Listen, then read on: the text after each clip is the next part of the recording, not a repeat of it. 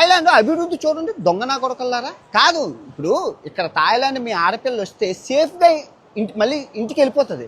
కానీ మన ఇండియాలోని రేప్ అయిపోయి వెళ్ళిపోతుంది. 60,000 రేపులు చేశారు. అది కాకుండా విదేశీయులు ఎన్ని మంది, 197 దేశాల వాళ్ళు వస్తారు. వాళ్ళు మీరు చూడండి, 197 దేశాల వాళ్ళు ఈ థాయిలాండ్కి వచ్చి సేఫ్గా వెళ్తున్నారు.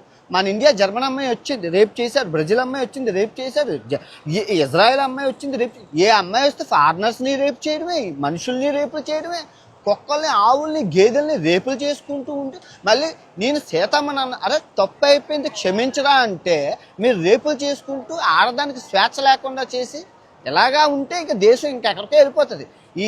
ఈ థాయిలాండ్ యొక్క పర్ క్యాపిటల్ ఇన్కమ్ జీడిపి ఎదుగుదల చూడండి ప్రతి సంవత్సరం. అందుకే ఒకసారి థాయిలాండ్ వచ్చి సావండి, మీకు అర్థమవుతుంది దేశం అంటే ఏటో, శుభ్రం అంటే ఏటో అన్నీ మీకు అర్థమవుతాయి.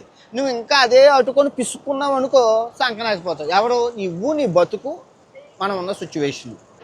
తెలాబులో నేను వీడియోలు చేస్తూనే ఉంటాను, నువ్వు కమెంట్లు ఎట్టలేక చచ్చిపోవాలి.